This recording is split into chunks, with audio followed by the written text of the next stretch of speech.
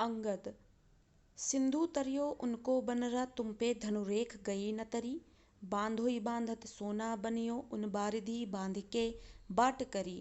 श्री रघुनाथ प्रताप की बात तुम्हें दस कंठ न जानी परी। तेलनी तूलनी पूछ जरी न जरी, जरी लंक जराई जरी।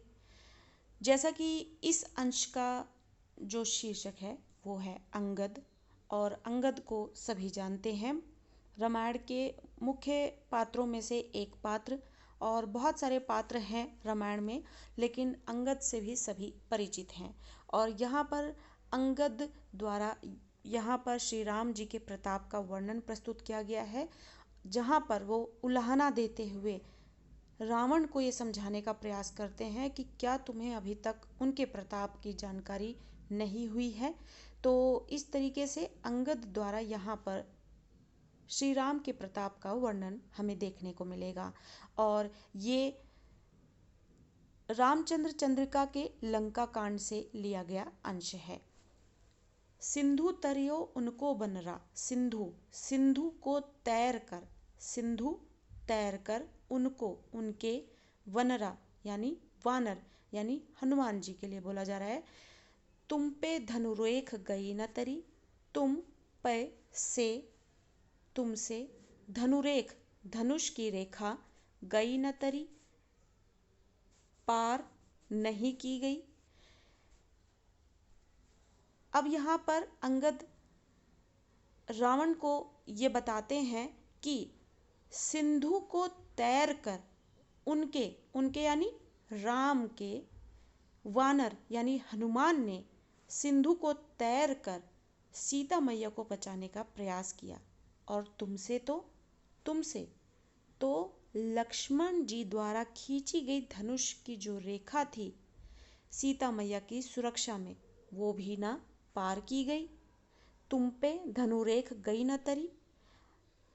राम के वानर ने, हनुमान ने सिंधु तैर लिया सीता मैया को बचाने के लिए, और तुमसे तो धनुष से खींची गई एक रेखा भी नहीं तैरी गई या पार की गई।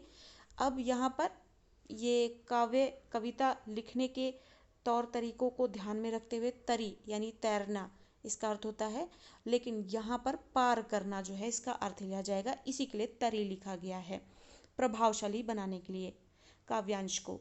तो सिंधु को तैर कर उनके वानर ने सीता मैया को बचाने का प्रयास किया। तुम से तो धनुष की रेखा भी पार नहीं की गई। बांधोई बांधत सोना बनियो। बंधन से, बांधोई जिससे जिससे बांधने का प्रयास किया जाए, बांधने का काम लिया जाए। बांधत बांधना, सो ना, नहीं, बनियो बनता यानी कर पाना। तुमसे तो हनुमान जी को बांधते हुए भी नहीं बना।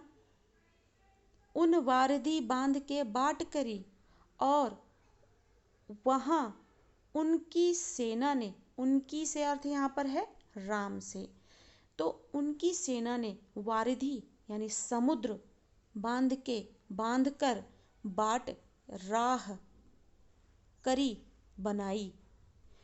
तो अंगद बोलते हैं कि तुमसे तो बांधा भी नहीं गया, और वहाँ राम के सेना ने समुद्र को बांधकर राह बना ली। श्री रघुनाथ प्रताप की बात तुम्हें दस कंठ न जानी परी। श्री रघुनाथ के प्रताप की बात तुम्हें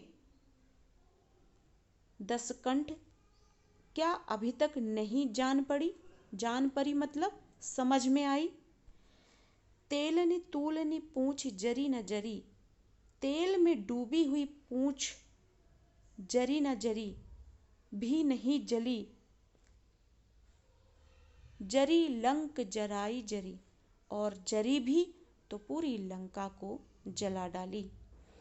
तो इस तरीके से अंगद जी ने जो है यहाँ पर श्री राम के प्रताप का वर्णन इस तरीके से किया, जो आज तक हम सभी ने रामायण के पात्रों के माध्यम से सारी कहानी को जानते हुए जाना है, देखा है, समझा है। वैसे ही रामचंद्रिका के लंका कांड से भी ये वर्णन प्रस्तुत हुआ है, जहाँ पर ऐसा ही वर्णन हमें मिला। और अंगद जी द्वारा ये बताया गया कि श्री राम का प्रताप कितना बड़ा है और दसकंठ को ये बात आज तक समझ में नहीं आई, और किस प्रकार से सिंधु को तैर कर भी हनुमान जी ने सीता मैया को बचाने का प्रयास किया, लेकिन रावण से धनुष की रेखा भी पार नहीं की गई। उनको बांधने का प्रयास किया गया, वो उनको बांध नहीं पाए, लेकिन उधर श्री राम की सेना ने वारिधि यानी समुद्र को बांध लिया और वहां पर एक राह बना ली।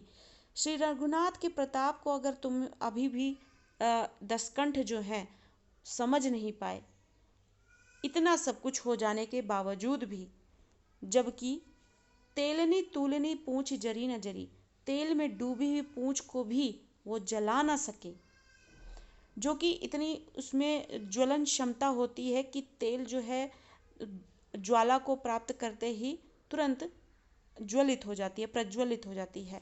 तो तेल में डूबी हुई पूंछ को भी ना जला सके और जरी भी तो पूरी लंका को जला डाली।